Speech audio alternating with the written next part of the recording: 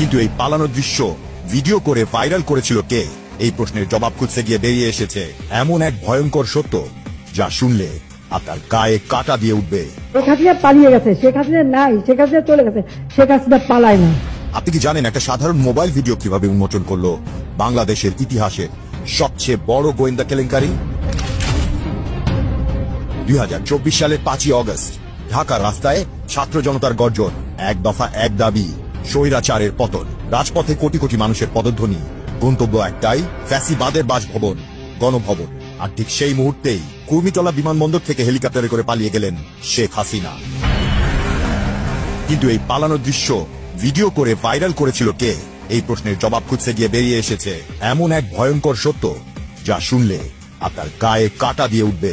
আজকে জানবো কিভাবে একটা মোবাইল ফোনের ফরেনসিক থেকে ধরা পড়ল ভারতীয় গোয়েন্দা সংস্থা রয়ের পুরো নেটওয়ার্ক, কিভাবে বিমান বাহিনীর ভেতরে বাসা বেঁধেছিল বিদেশি চরেরা, আর কিভাবে একের পর এক গ্রেফতার হলো সেই সব বিশ্বাসঘাতকরা।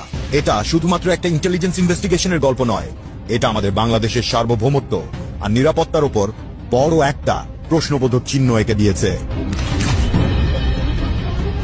5 অগস্ট 2024 দুপুরবেলা ঢাকা জুড়ে অভ্যুত্থানের আগুন, আর ঠিক সেই সময়ই সামাজিক যোগাযোগ মাধ্যমে ভাইরাল হয়ে গেল একটি ভিডিও। পালাইছে রে পালাইছে, শেখ হাসিনা পালাইছে।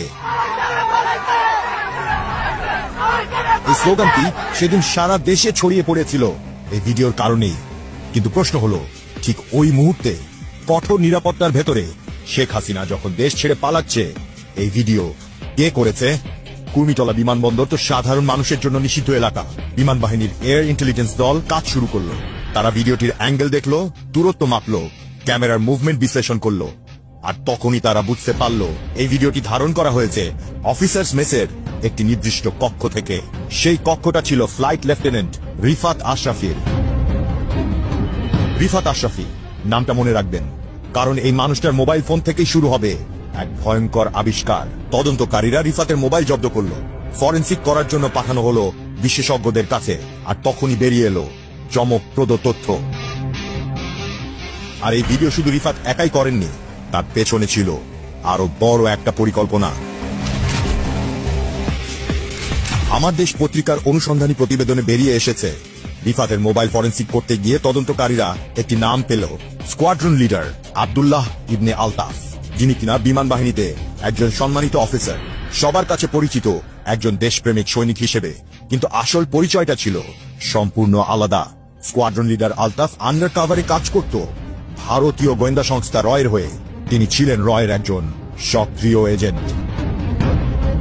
2024 সালের 14 অগস্ট ডিজিএফআই এর একটি বিশেষ দল আলতাফের বাড়িতে অভিযান চালালো। তার ব্যক্তিগত গাড়ি তল্লাশি করার সময় যা পাওয়া গেল সেটা দেখে সবার চোখ কপালে উঠল।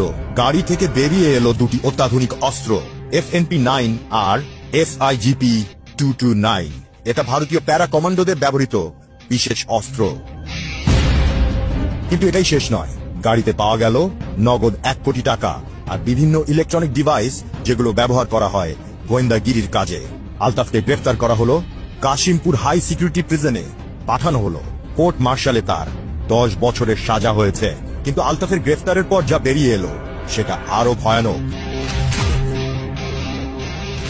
জিজ্ঞাসাবাদে আলতাফ যা স্বীকার করলো সেটা শুনে তদন্তকারীদের মাথা ঘুরে গেল। তিনি জানালেন তিনি একা নন, বিমান বাহিনীর ভেতরে রয়ের একটি পূর্ণাঙ্গ নেটওয়ার্ক তৈরি করা হয়েছে। বহু উচ্চপদস্থ কর্মকর্তা জড়িত এই চক্রে। তদন্ত করতে গিয়ে 6 জন উচ্চপদস্থ কর্মকর্তার নাম বেরিয়ে এলো। Air vice marshal M Awal Hossain, air vice marshal Zahidul Saeed, air commodore Aminul Haque, group captain Farooq, group captain Shamim, wing commander Saeed Mohammad. এই সবার বিরুদ্ধে রয়ের সাথে যোগাযোগের প্রমাণ পাওয়া গেছে। তদন্ত চলছে, সবাইকে বাধ্যতামূলক অবসরে পাঠানো হয়েছে। এখন আসি সব থেকে ইন্টারেস্টিং পার্টে, কিভাবে অফিসারদের জালে ফেলেছিল। তদন্তে জানা গেছে আলতাফ রয়ের কাছ থেকে পেয়েছিলেন একটি ব্র্যান্ড নিউ হুন্ডাই গাড়ি। শুধু তাই নয়, নিয়মিত তার কাছে নারীদের পাঠাতো, প্রভাব আর প্রলোভনে আটকে ফেলত। এটাই হলো রর কৌশল। প্রথমে প্রলোভন দেখায়, তারপর ব্ল্যাকমেইল করে। কিন্তু এই গোয়েন্দা চক্র শুধু বিমান বাহিনীতেই সীমাবদ্ধ ছিল না।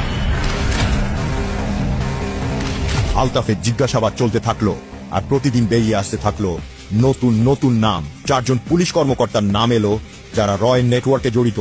ডেপুটি কমিশনার জসিমউদ্দিন মোল্লা, এডিসি রফিকুল ইসলাম, তানজিল আহমেদ, এটিবিএন এর এএসপি রফিকুল ইসলাম। কিন্তু সবচেয়ে বড় ধাক্কা এলো যখন আলতাফের ঘনিষ্ঠ বন্ধুর নাম বেরিয়ে এলো, ডিবির গুলশান জোনের সহকারী পুলিশ কমিশনার ইফতেখার মাহমুদ।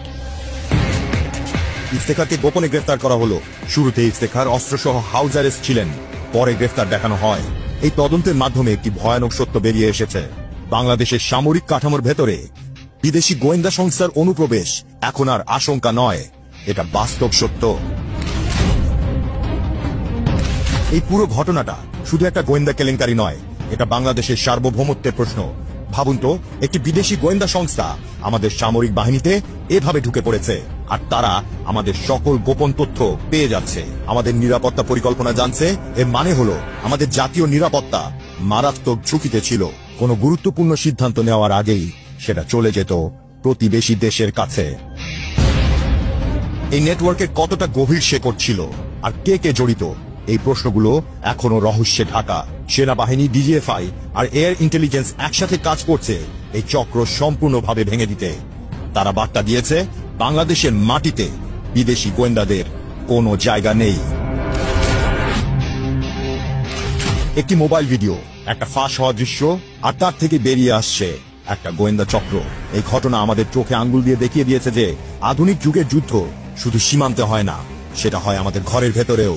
রয়ের এই নেটওয়ার্ক শুধু তথ্য সংগ্রহ করত না, তারা প্রভাব বিস্তারও করত, আমাদের সিদ্ধান্ত গ্রহণ করার প্রক্রিয়ায় হস্তক্ষেপ করত।